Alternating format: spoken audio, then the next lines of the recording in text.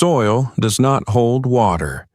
The empty space between the grains holds water, and that physical reality changes every single decision you make when you stand in your garden with a hose.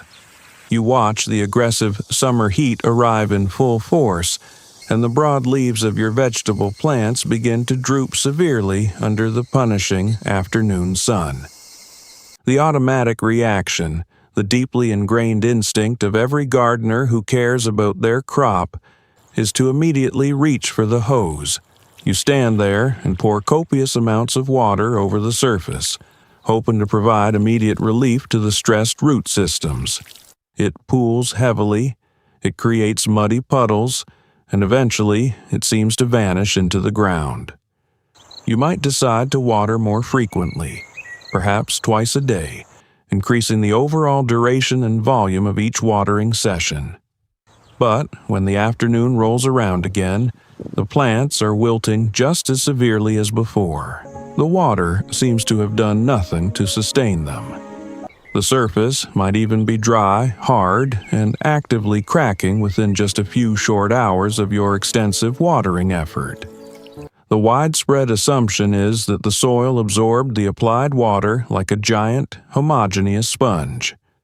But soil is fundamentally not a sponge. It is a vast, chaotic architecture of solid, unyielding minerals, sand, silt, and clay. These solid particles do not absorb water in any meaningful way. A grain of sand is literally a microscopic rock. A tiny particle of clay is a microscopic, rigid plate. Water does not penetrate the interior of the rock. Instead, water enters the empty, invisible spaces positioned between the rocks. If those empty spaces do not exist, the water has literally nowhere to go. It either runs off the surface in sheets, taking valuable topsoil and nutrients with it, or it rapidly evaporates back into the atmosphere before the struggling roots can take a single, life-sustaining drink.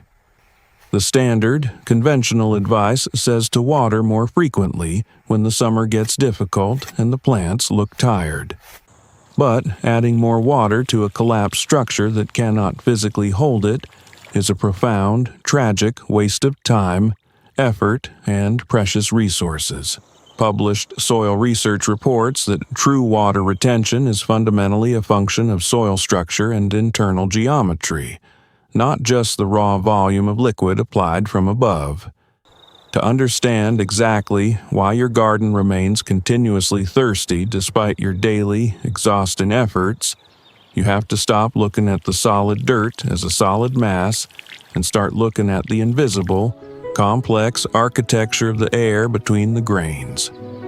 Let us look much closer at the macro scale of your garden bed to understand the physics at play. Imagine shrinking down to the microscopic size of a single, fragile root hair, entering the dark subterranean world beneath the soil crust. From this microscopic perspective, the soil is no longer a solid brown mass. It is a rugged, diverse landscape of boulders, jagged pebbles, and microscopic dust floating in a complex matrix of organic debris and biological glues. Between all these solid mineral objects are continuous winding voids, intricate branching tunnels, and vast cavernous spaces of empty air. These crucial voids are the pores. When you turn on the hose and heavy water hits the surface, it is forcefully pulled downward by the relentless force of gravity. The water navigates this complex subterranean maze, coating the jagged surfaces of the mineral grains in thin, glistening, continuous films. Because water molecules are highly cohesive, they stick to each other with notable electromagnetic force, and adhesive, they stick tightly to other mineral and organic surfaces. A droplet will deliberately wedge itself in the tight, microscopic curves where two grains of sand or clay physically meet. If you could see this exact interaction through an electron microscope, you would observe the water droplet forming a distinct concave meniscus, effectively bridging the physical gap between the rough edges of the adjacent minerals. This specific curvature is exactly what allows the tiny droplet to successfully resist the relentless downward pull of gravity. The surface tension of the water hooks securely onto the jagged microscopic edges of the sand and clay, holding the liquid firmly in place. This is where the magic of physical mechanics truly takes over the system. The solid mineral particles provide the rigid, necessary framework, but the invisible void provides the essential storage capacity. The empty space itself is the container. If the individual mineral grains are packed too tightly together due to external forces, those critical junction points disappear. The internal voids are eliminated from the subterranean architecture. There is no physical room for the water droplet to reside, no structural gaps for the meniscus to anchor across. The physics here is settled. Fluid dynamics in porous media dictate that water requires a physical vessel, and in the ground, that functional vessel is empty space. When you pour hundreds of gallons of water onto a garden bed that lacks these internal voids, you're essentially pouring water onto a solid concrete driveway that happens to be covered in a thin, deceptive dusting of dirt. The surface may get rapidly wet, turning temporarily dark and muddy to the eye, but the reservoir beneath remains fundamentally dry. The roots sitting just a few inches below the wet surface are living in a true desert, deprived of deep hydration, even minutes after a heavy, prolonged, seemingly successful soaking. But not all empty spaces are created equal, and understanding this structural distinction is crucial for managing your soil. The precise physical size of the pore dictates the exact physical behavior of the water inside it. This is the structural division that decides everything regarding your garden's moisture economy. Broadly speaking, the scientific consensus divides this architecture into macropores and micropores. Macropores are the large, wide-open tunnels that dominate the rapid movement of fluids. In practical terms, these are the visible or barely visible channels created by burrowing earthworms, decaying thick tap roots, and the natural clumping of soil particles bound tightly together by sticky organic glues. When you water heavily, or when a summer storm hits, these large pores fill up rapidly, channeling vast volumes of water deep into the profile. However, they do not hold the liquid for long.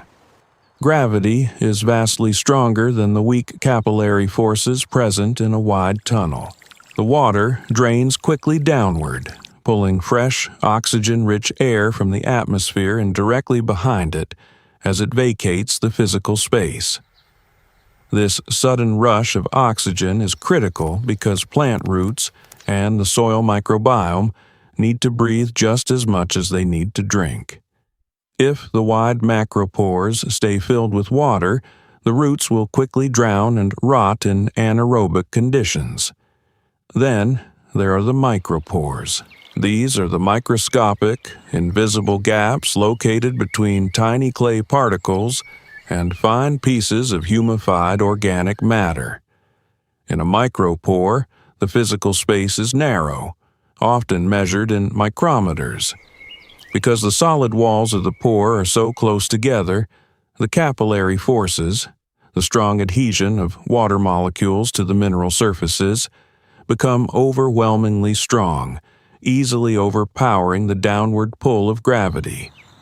The water gets securely trapped within the microscopic gap. It hangs safely suspended in the dark, effectively defying gravity, waiting patiently for a tiny, probing root hair to seek it out and extract it for the plant's metabolic needs. A healthy, high-functioning garden requires a delicate, dynamic balance of both pore types working in tandem. It desperately needs the wide macropores to quickly drain the excess heavy rains and forcefully pull in atmospheric oxygen. Simultaneously, it desperately needs the tiny micropores to hold the reserve moisture against the force of gravity, functioning as the reliable, long-term battery. If you only have wide macropores, your soil dries out almost instantly, functioning exactly like pure, coarse beach sand where water flushes straight through without stopping. If you only have tight micropores, the water cannot penetrate deep into the dense profile, and what little moisture does manage to get in refuses to drain downward. It stagnates near the surface, turning sour and suffocating the fragile root system that desperately needs a balance of air and water. The absolute enemy of this delicate, invisible architecture is physical compaction. Think about exactly what happens mechanically when you step directly onto your soft garden bed to forcefully pull a stubborn weed or reach across to heavily harvest a ripe tomato. The sheer weight of a human foot, intensely concentrated over the small surface area of a gardening boot, applies immense mechanical pressure to the fragile, intricate structure below. Let us closely examine a detailed cross-section of the soil profile directly beneath your boot during this event. Before the heavy step occurs, the soil is a beautiful, open lattice of varied mineral grains held securely together by sticky organic glues. There are plenty of wide, continuous macropores acting as high-speed drainage highways and vital oxygen conduits, allowing the soil to breathe freely. The exact fraction of a second your boot comes down, the applied downward pressure forces the rigid mineral grains violently together. The empty air is instantly, forcefully squeezed out of the profile.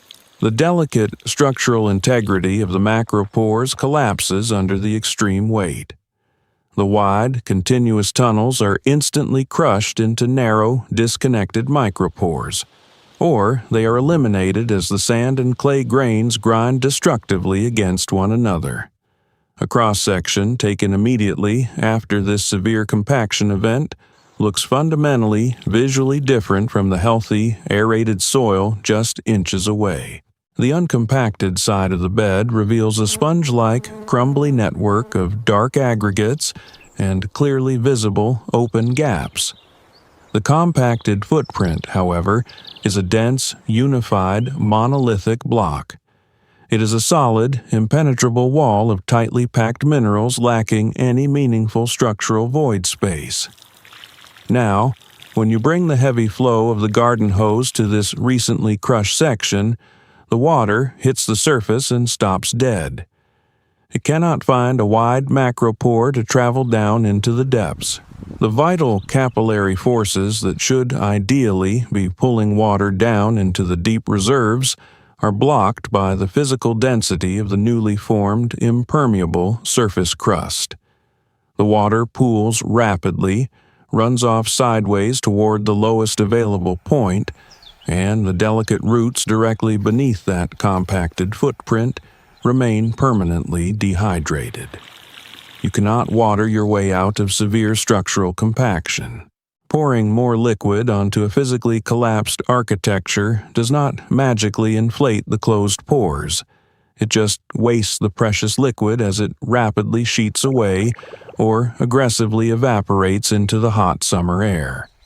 If you are starting to see your soil not as mere dirt, but as an invisible, intricate architecture of air and water, hit the subscribe button. In our next video, we will explore the Roman layer technique, where ancient engineers used buried ceramics to build permanent water reservoirs beneath their crops.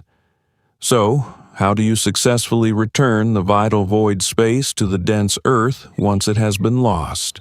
You cannot mechanically fluff it up with a heavy, spinning rototiller because violent tilling shatters the natural biological aggregates and ultimately leads to even worse, deeper compaction over time as the pulverized dust settles into a solid block. The crucial voids must be built biologically from the inside and physically stabilized by natural, ongoing processes. You must systematically introduce coarse organic matter, fibrous, highly structured materials that act as permanent, physical wedges between the tight mineral grains. When you strategically layer varied, coarse organic matter on top, or gently fork it just into the top few inches of the surface layer, you instantly initiate a biological cascade. Soil fauna, specifically deep-diving earthworms, beneficial nematodes, and large predatory beetles, quickly move in to feed aggressively on the decaying material. As they travel continuously up and down the vertical soil profile, they physically drill new stable macropores through the dense hardpan. The organic matter they pull down into their deep burrows acts as a microscopic, rigid scaffolding. It physically holds the heavy mineral grains apart, preventing them from collapsing back together under the immense weight of the soil above or the intense impact of heavy, driving rains. Furthermore, the decaying organic matter naturally creates sticky biological glues that tightly bind loose silt and clay particles into larger, highly stable clumps known as aggregates. This continuous biological aggregation naturally creates vast amounts of open void space between the newly formed clumps, drastically expanding the internal architecture. Simultaneously, you also have to actively manage and prevent what closes the voids in the first place. You must strictly avoid unnecessary foot traffic by establishing permanent, dedicated walking paths. You must buffer the intense physical impact of heavy rainfall by constantly keeping the soil surface heavily covered with a thick layer of natural mulch. And you must avoid leaving the delicate soil bare and exposed to the harsh, compacting elements of sun and wind. The physics suggests that, in compacted soil, biologically rebuilding the internal pore network fundamentally and permanently changes the hydrology, providing up to 14 extra days of vital moisture retention deep in the profile. This precious moisture is held safely below the surface, insulated from the rapidly evaporating heat of the punishing summer sun. The water stays securely exactly where the thirsty roots can access it whenever they need it. Your garden soil does not need you to hold the hose for longer periods. It desperately needs you to give the water a physical, structural place to live. When you look closely at your garden soil after a heavy watering, does the water sink in immediately, or does it pool on the surface for several minutes? Tell me what you see in the comments below.